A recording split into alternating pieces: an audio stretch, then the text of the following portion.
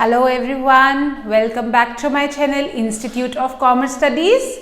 I welcome all the students of class 11th and class 12th who have taken commerce stream, and this channel I have made specially for you children so that you can clear all your concepts of accountancy and business studies through this channel. So children, if you are new to my channel, just go and subscribe the channel and press the bell icon so that you can be notified every time whenever I post a new video. And if there is any topic that you want me to make a video upon, please write it in the comment box. I will definitely consider it and make a video for you guys, class 11th and class 12th commerce stream. Alright, so children, let's start today's topic. Today's topic that I have come with is for class 11th, and the topic of today's video is business studies chapter number sole proprietorship. Now sole proprietorship आपका वो chapter है जो forms of business organisation में आता है. Forms of business organisation. आप 11th class business studies में सारे तरह के फॉर्म्स पढ़ेंगे कि बिजनेस कितने तरह के होते हैं, कितने तरह के फॉर्म्स होते हैं. मतलब बिजनेस अकेले में किया जा सकता है, पार्टनरशिप में किया जा सकता है, अनडिवाइडेड फैमिली में किया जा सकता है, या कंपनी बना के किया जा सकता है. किस किस तरीके से बिजनेस किया जा सकता है, उसी को हम बोलते हैं फॉर्म्स ऑफ बिजनेस ऑर्गेनाइजेशन. तो उन्हीं फॉर्म्स में जो सबसे पहला फॉर्म है, उस यूनिट का जो सबसे पहला फॉर्म है वो है सोल प्रोप्राइटरशिप. मतलब ये पहला तरीका है कि बिजनेस कैसे किया जा सकता है, कैसे किया जा सकता है बिजनेस सोल प्रोप्राइटर बनके. तो क्या होता है सोल प्रोप्राइटरशिप का मतलब? सोल मतलब single. This is the chapter in your syllabus class 11 CBSE board, ICSE में भी होगा आई एम श्योर. तो ये वाला जो चैप्टर है आपका बिजनेस स्टडीज की बुक का है, स्टार्टिंग के डेज का ही चैप्टर है. सोल मतलब होता है सिंगल. सोल का मतलब है सिंगल, और प्रोप्राइटरशिप का मतलब है owner, ownership, single ownership. What is the meaning of sole proprietorship? Single ownership. जब एक ही पर्सन की ओनरशिप होती है एक बिजनेस में, एक बिजनेस में जब एक ही पर्सन की ओनरशिप होती है उसको हम बोलते हैं sole proprietorship. Alright, so let's first of all see the definition of sole proprietorship. Sole proprietorship, see children, if you do not have notes, if you do not have book, this is the best way. You can just note down the notes so that whenever you are revising, you have the notes ready for you and you can revise from there. Just note it down, take a picture, put it in your notes and just have all the notes, because during revision time it is very important to have notes. So I am writing everything on the board. You can note it down for your later revision. Okay, so let's start with the definition. What is sole proprietorship? Sole proprietorship is that form of business which is established by a single individual. जो कि मैंने अभी आपको बताया, sole proprietorship एक वो business है जिसे स्टार्ट कौन करता है? एक सिंगल ओनर स्टार्ट करता है. It is started by a single person. जब एक सिंगल पर्सन अकेला एक बिजनेस स्टार्ट करता है उसको हम बोलते हैं सोल प्रोप्राइटरशिप. उस बिजनेस को बोलते हैं, ओनरशिप को बोलते हैं सोल प्रोप्राइटरशिप. और उस पर्सन को क्या बोलते हैं? जो पर्सन वो बिजनेस स्टार्ट कर रहा है उसको क्या बोलते हैं? उसे बोलते हैं सोल ट्रेडर. क्या बोलते हैं? Soul trader. ऐसे बिजनेसमैन को बोलते हैं सोल ट्रेडर. और उसके काम को क्या बोलेंगे? जो काम वो कर रहा है, मानो उसने एक बेकरी शॉप खोली तो वो खुद तो सोल ट्रेडर है, लेकिन वो बेकरी शॉप क्या है? वो बेकरी शॉप है सोल ट्रेड. वो बेकरी शॉप क्या है? Sole trade. उसका जो बिजनेस है वो है सोल ट्रेड, वो खुद है सोल ट्रेडर. और इस फॉर्म ऑफ बिजनेस ऑर्गेनाइजेशन को बोलते हैं सोल प्रोप्राइटरशिप. क्या बोलते हैं? Sole proprietorship. When there is only single owner to start the business. अब देखो क्या होता है स्टूडेंट्स, जैसे बहुत सारे बिजनेस ऐसे होते हैं जिसे पर्सन अकेला नहीं मैनेज कर पाता. क्यों? क्योंकि उसमें बहुत सारे रिस्क जुड़े होते हैं, बहुत इन्वेस्टमेंट जुड़ी होती है, लॉसेस का डर ज्यादा होता है. तो इंसान डरता है कि मैं इतना बड़ा लॉस अकेले झेल पाऊंगा या नहीं झेल पाऊंगा. इसलिए कुछ छोटे छोटे बिजनेस ऐसे होते हैं जिससे पर्सन अपने बलबूते पे स्टार्ट कर लेता है और ये सोचते हैं कि अगर लॉस होगा भी थोड़ा तो मैं झेल लूंगा. तो उस तरह के बिजनेस के लिए सोल प्रोप्राइटरशिप सही रहता है. जब पर्सन सोचते हैं मैं अकेले ही अपना पैसा लगाऊंगा, अकेले ही अपनी शॉप चलाऊंगा और अकेला ही ओनर रहूंगा, वो होता है सोल प्रोप्राइटर। तो इसके फीचर्स के बारे में पढ़ते हैं। इंडिविजुअल ओनरशिप, मतलब कि सिर्फ एक ओनर होगा, क्योंकि मैंने अकेले स्टार्ट किया। For example if I started a beauty parlour, अगर मैंने एक ब्यूटी पार्लर स्टार्ट किया तो मैंने अपने पैसों का स्टार्ट किया और सिर्फ मैंने किसी और से पैसे नहीं लिए, उसके लिए अपना ही काम मैंने स्टार्ट किया है, तो मैं अकेली ओनर हूं उसकी। I am the individual owner of that beauty parlour. Sole management, सारा मैनेजमेंट देखने के लिए कौन है? सिर्फ अकेली मैं हूं, क्योंकि मैंने ही पैसे लगाए हैं, मेरा ही काम है, तो कोई और आके क्यों मैनेज करेगा?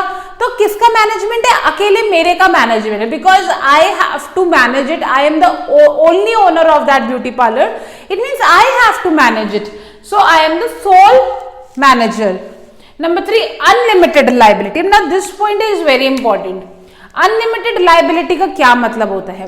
देखो, अलग अलग बिजनेस फॉर्म्स में अलग अलग तरीके की लाइबिलिटी होती है, ठीक है। लाइबिलिटी मतलब क्या होता है मैं भी आपको बताती हूँ। अलग अलग बिजनेस में अलग अलग तरह की लाइबिलिटी होती है। किसी की लिमिटेड लाइबिलिटी होती है, किसी बिजनेस की अनलिमिटेड लाइबिलिटी होती है। इसका मतलब क्या होता है? लिमिटेड लाइबिलिटी का मतलब ये होता है कि अगर मुझे लॉस हुआ, अगर मेरे बिजनेस को लॉस हुआ, तो अपना लॉस रिकवर करने के लिए मैं अपना दुकान बेच सकती हूँ, अपना बिजनेस बेच सकती हूँ, लेकिन अपना घर नहीं बेच सकती, डोमेस्टिक चीजों तक मैं नहीं जा सकती। लेकिन अगर मेरी लायबिलिटी अनलिमिटेड है तो मुझे अपना लॉस रिकवर करने के लिए, लोगों को कर्जा उतारने के लिए मुझे अपने डोमेस्टिक असेट्स भी, डोमेस्टिक चीजें भी बेचनी पड़ सकती है। तो मतलब अगर मैं एक ब्यूटी पार्लर चला रही हूँ और मुझे बहुत ज्यादा लॉस हो गया है, तो मुझे अपना, और मैंने लोगों से बहुत ज्यादा कर्जा ले लिया, तो मुझे वो कर्जा उतारने के लिए सिर्फ दुकान नहीं, डोमेस्टिक चीजें भी बेचनी पड़ सकती है। तो सोल प्रोप्राइटरशिप में एक सबसे बुरी चीज यही है कि it has unlimited liability. It means if you have faced a lot of loss and people, there are so many creditors on your head, बहुत सारे कर्जदार हैं आपके सर पे, तो आपको उनका कर्जा उतारने के लिए अपने बिजनेस के साथ साथ आपकी डोमेस्टिक चीजें भी बेचनी पड़ सकती है, ठीक है। This is the meaning of unlimited liability.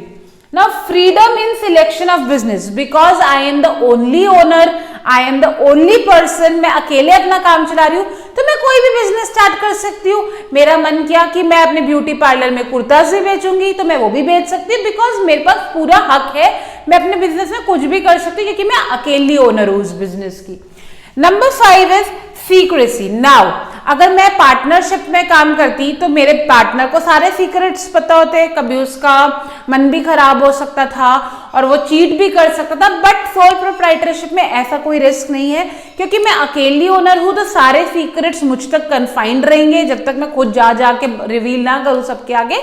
सारे मुझ तक ही कन्फाइंड रहेंगे सीक्रेट्स, एंड सारे सीक्रेट्स मेरे पास अपने मन के अंदर रहेंगे, तो कोई मेरे सीक्रेट्स को चुरा नहीं सकता।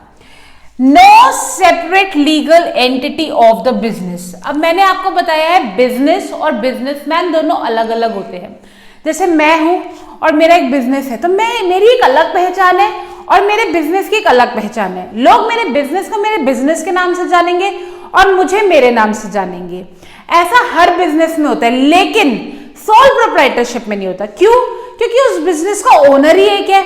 अगर बहुत सारे ओनर होते तो चलो अलग बात है, मैं नहीं देख रही, कोई और देख रहा है, कोई और नहीं देख रहा है, कोई और देख रहा है, लेकिन जिस जगह को देखना ही सिर्फ मैंने है, तो उसकी अलग पहचान कैसे होगी मुझसे?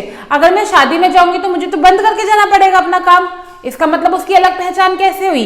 अलग पहचान तो वो होती है कि मैं कहीं भी जाऊं बिजनेस चलता रहेगा, मैं कहीं भी हूं बिजनेस चलता रहेगा, मैं घर पे भी हूं तो भी बिजनेस चलता रहेगा।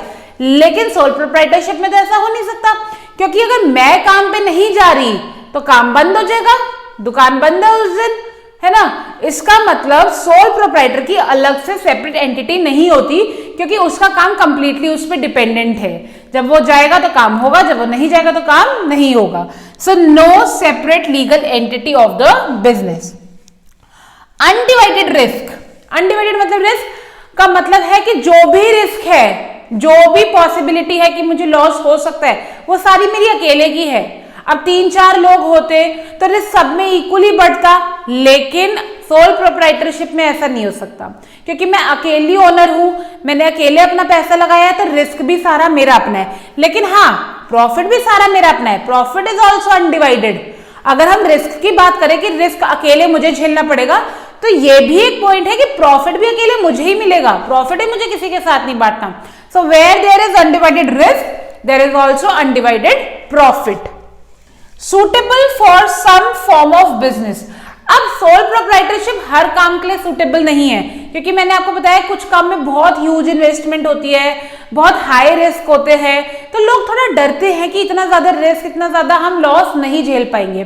तो कुछ छोटे छोटे काम होते हैं जिसे पर्सन अकेले स्टार्ट कर सकता है, अकेले चला भी सकता है, अकेले लॉस बियर करने की कैपेसिटी भी होती है उसमें। इस तरह के बिजनेस जैसे कि स्वीट शॉप हो गई, ब्यूटी पार्लर हो गया, एग्रीकल्चर हो गया, या फिर स्टेशनरी शॉप हो गई, या फिर स्टिचिंग टेलरिंग का काम हो गया। इस तरह के जो काम होते हैं छोटे मोटे, उसके लिए sole proprietorship is very nice, where there is only one person and only that one person is the responsible for his business. So ये होता है first form of business organization, जो कि है सोल प्रोप्राइटरशिप, जिसमें एक अकेला पर्सन ओनर है।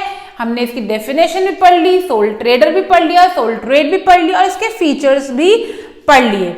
ठीक है, तो ये पहला फॉर्म है बेटा फॉर्म्स ऑफ बिजनेस ऑर्गेनाइजेशन का। Will come up with other forms also, like partnership के बारे में भी पढ़ेंगे, कंपनी के बारे में भी पढ़ेंगे, हिंदू अनडिवाइडेड फैमिली के बारे में भी पढ़ेंगे। Will read about all of it.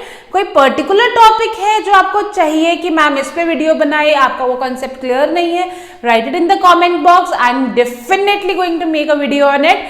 So get that video, and to be updated you need to go and subscribe the channel.